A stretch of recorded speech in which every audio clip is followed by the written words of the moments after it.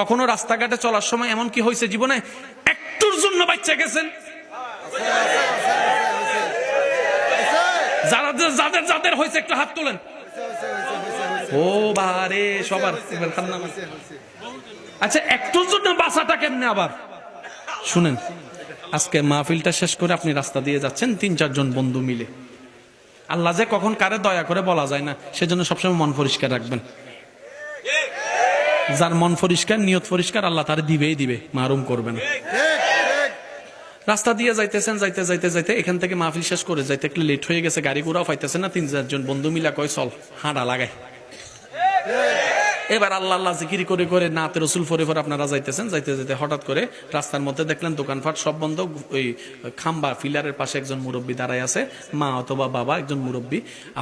ওনারা দেখে জিজ্ঞেস করলেন, কিও বাবা এখানে দাঁড়ায় রয়েছেন কিত্তু?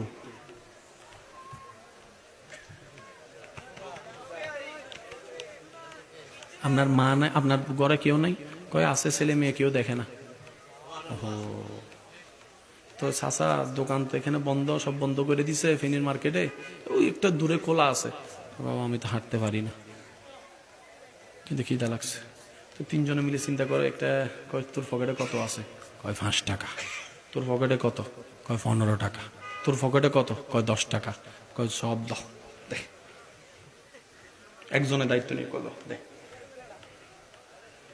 ২ জন দাঁড়াইছে, একজন গেছে, যে রুটি টরুটি যা পাইছে আনছে। এবার ক্ষুধার্ত একটা মানুষ যখন সামনে খাবার পায়,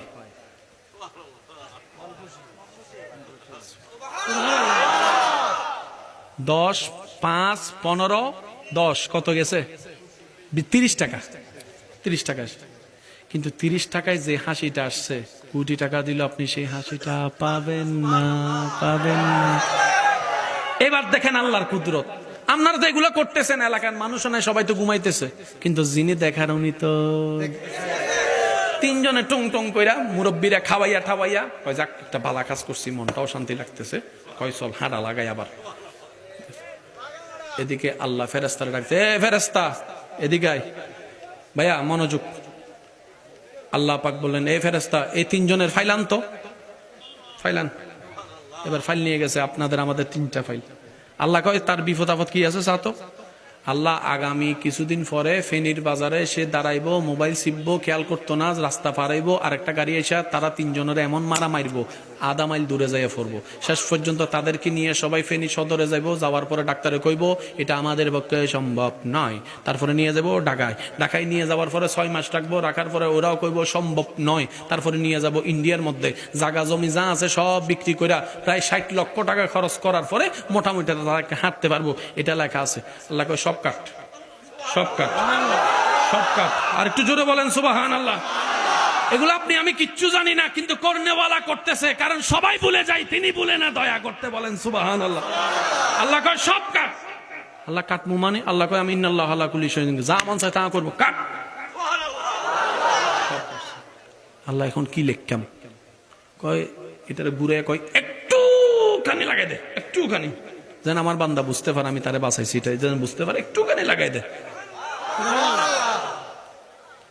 কেন? as-sadaqatu taraddul bala। নবী বলছেন যত দিবা আল্লাহর নামে তোমার বলা মুসিবত কাটতে থাকবে। খরচ করছেন ৩০ লাখ টাকা, ৩০ টাকা আল্লাহ আপনারা বাঁচাই দিছে ৬০ লক্ষ টাকা। লাভ না লস সেটা আপনি হিসাব করে দেখেন। ইনভেস্ট করছেন ৩০ টাকা, পাইছেন ৬০ লক্ষ টাকা। আচ্ছা টাকার কথা বাদ দেন, এত চিন্তা হসপিটালে থাকতেন,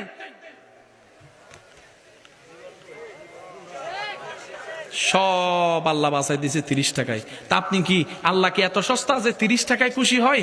বিষয়টা আসলে তা নয়। আপনি আল্লাহর বান্দাকে খুশি করেছেন, বান্দা খুশি হওয়াতে আল্লাহ খুশি হয়েছে। আল্লাহ আমাদের সবাইকে নিয়ামত অর্জন করার তৌফিক দান করুক। আজকের মাহফিলে এসে যারা খুশি তারা একবার বলেন মারহাবা, আরো জোরে বলেন মারহাবা।